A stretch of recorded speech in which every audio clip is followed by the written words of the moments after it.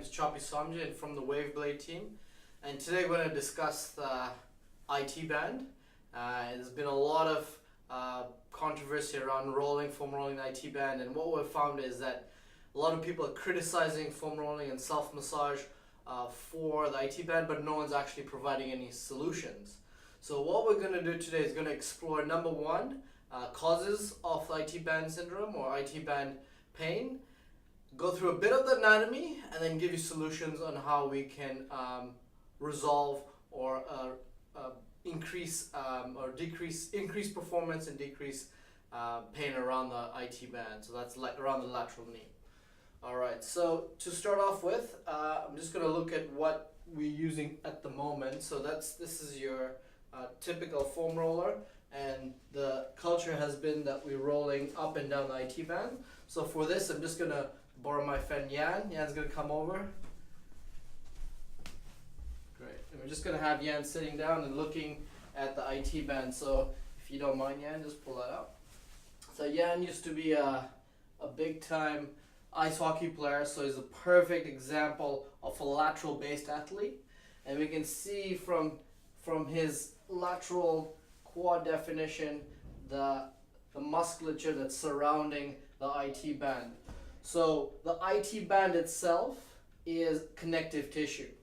Now the big thing around connective tissue is that it's a band and you can't change it.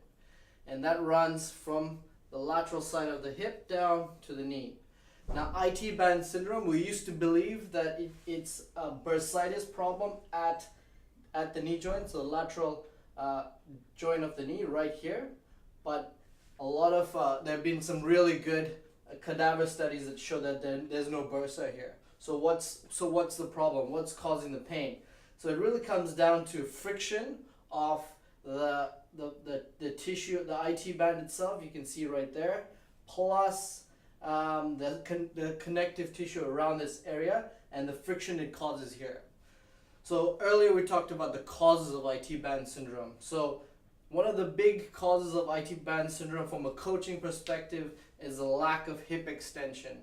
So as a runner or an athlete's running, if they don't get full hip extension, especially when they make contact to the ground, they're still remaining in a triple flex position. So you have flexion at the hip, flexion at the knee, and this eccentric load causes a lot of discomfort, pain here. And over time, this whole lateral line gets really, really tight, and that's why you're probably going to be experiencing the friction at the IT band junction.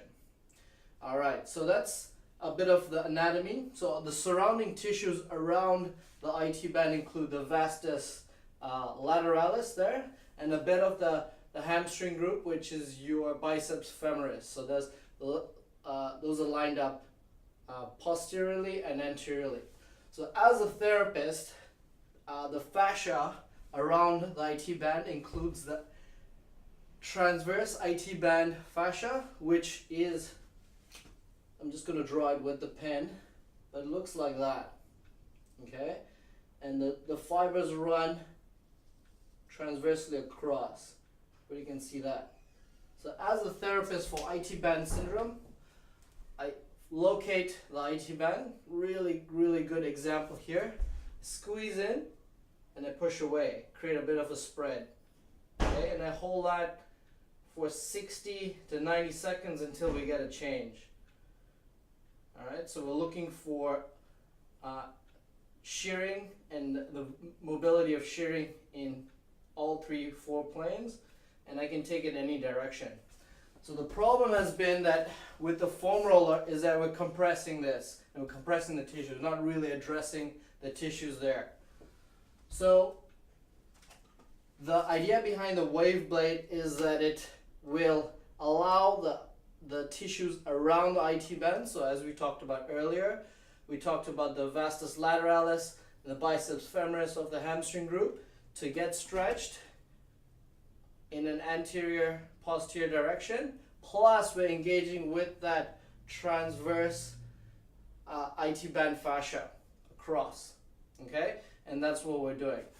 So the workaround with the Waveblade is essentially holding in 3 to 4 different spots for 60 seconds. So that's a total of about 2 minutes and 40 seconds at that level. So once the tissue is released, we look at structures above and below to improve the biomechanics of the entire chain. So we're looking at the hip complex and the ankle complex.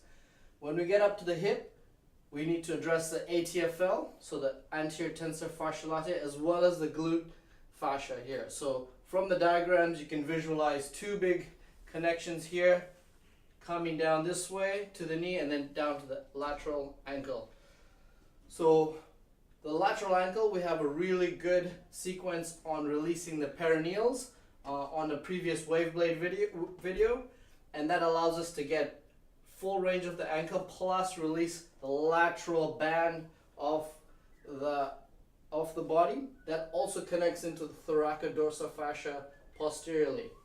All right, so once we have the combination of those two, then we're moving into sequence of dynamic and static stretching. So Jan's going to show us a static stretch on a table. So he's going to set himself up, hands on the table. So the leg in particular comes out. He's supinating his ankle. He's reaching out with the arm twisting away. So what this does is it locks the shoulder girdle.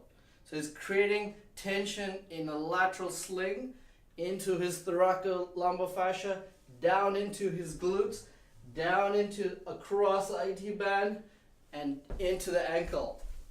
All right, so he's reaching with the hand really forcefully and finding the right angles of stretch. Good, that should be right there. Holding that for 60 seconds, finding 3 to 4 different positions to really release and challenge that.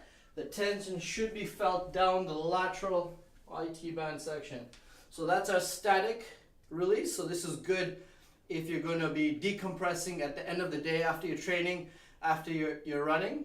And for movement preparation, we're going to move into some more dynamic stuff. So Jan's going to show us some dynamic movements. All right, guys, so here's our dynamic sequence around stretching out the lateral band from the thoracolumbar fascia, shoulder girdle, thoracolumbar fascia, down into the lateral thigh and into the ankle. So we're using a Viper, which is based around loaded movement training. This is a really good tool because it allows us to get the twist and rotation that we're looking for to re-establish the elasticity and the length back into the tissue. But remember, this is a gradual process.